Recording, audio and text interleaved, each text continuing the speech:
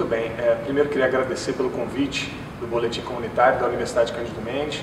É sempre um prazer poder atender esses convites. E o Marco Civil Regulatório da Internet, que hoje está voltado para o Projeto de Lei 2126 de 2011, é um projeto de lei de autoria do deputado federal Alessandro Molon, do PT. Ele é um projeto que está pensado, um projeto inicial de acesso a informações pela internet, que foi do deputado Luiz Estevão, do PMDB, em 2001, que era o projeto de lei 5.403. Esse projeto dele que foi pensado ganhou um forte status em virtude de trazer inúmeras novidades e necessidades para a questão da internet no Brasil. No Brasil a gente já tem aí a internet já liberada, a questão de provedores e acessos desde 1995. E a gente está hoje em 2013 e ainda não temos um marco regulatório para a internet, ou seja, não temos um projeto efetivo para a internet já aprovado. Esse projeto 2126 é um projeto bastante interessante, ele traz muitas diretrizes que são fundadas na própria Carta Constitucional de 1988, como por exemplo a questão do exercício da cidadania.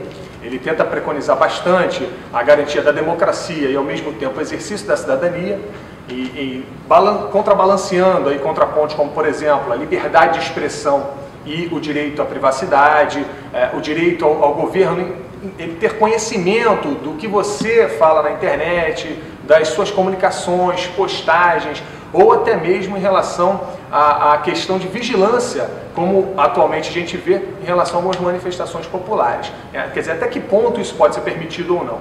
Então, basicamente, o projeto de lei 2126, ele traz como norte a neutralidade dentro da internet. Ou seja, um tratamento equânime e equilibrado entre todas as pessoas que têm acesso às informações da rede mundial de computadores.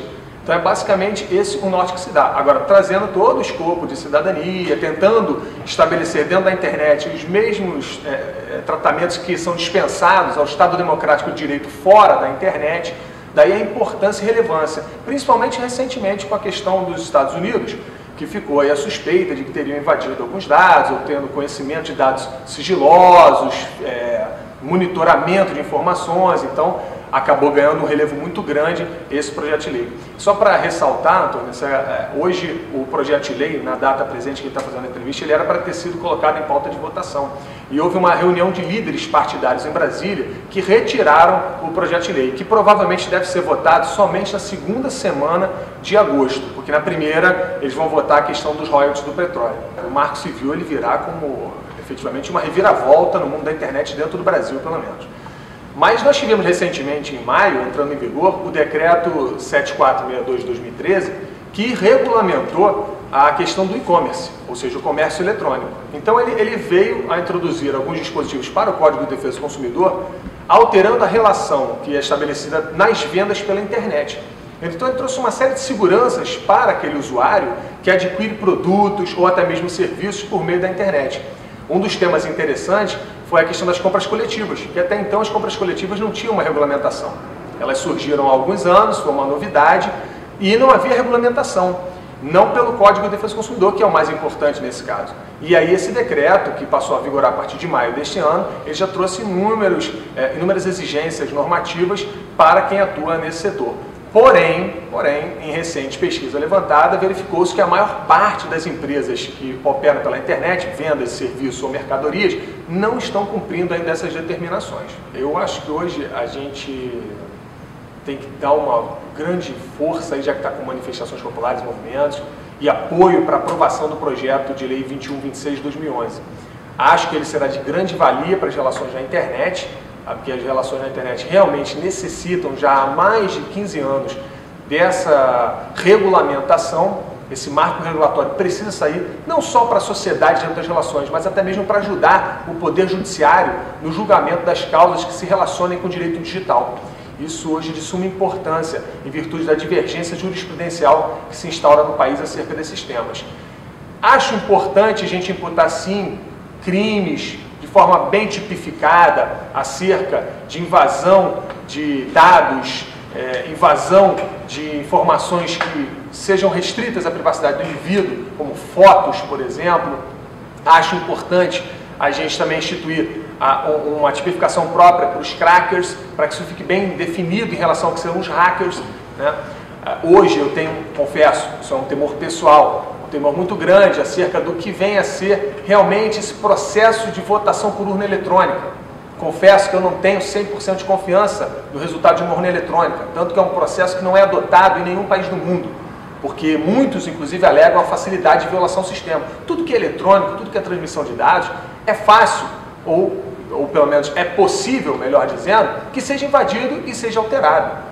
É muito simples. Por um cracker, se ele se focar no estudo de uma determinada situação dentro da transmissão de dados, ele uma hora vai descobrir uma maneira de entrar. Como já aconteceu com um brasileiro, inclusive, que descobriu uma senha da NASA. Ele conseguiu entrar no sistema da NASA, uma coisa que foi, assim, inimaginável por parte da NASA. Tanto, posteriormente, ele chegou até a ser contratado pela NASA para trabalhar como hacker. É alguém que ajude a proteger o sistema de lá, porque ela jamais tinha tido a sua senha violada.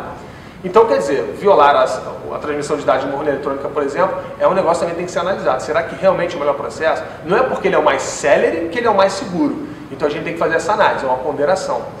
E creio eu que a internet ela tem que ser entendida, agora já no cunho social e até político, como uma realidade. O processo eleitoral de utilização das mídias tem que ser uma realidade. Hoje não há como se impedir, ou nem acho que seria correto impedir, que, por exemplo, um político fizesse uso do Facebook, do e-mail, desde que de forma justa, né, não adquirindo mailing lists, mas ele tendo, por exemplo, um site onde o eleitor vai se cadastra para receber uma newsletter dele.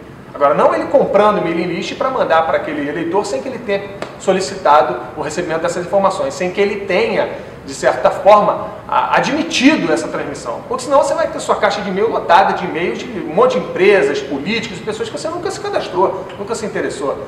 Então isso é errado, mas acho que sim, deve-se permitir a utilização da internet de forma justa, legítima e legal. Por isso, é mais do que necessário um marco regulatório para a internet no Brasil. Então, mais uma vez, queria agradecer pelo convite, né? E fico à disposição sempre para futuras oportunidades. Obrigado.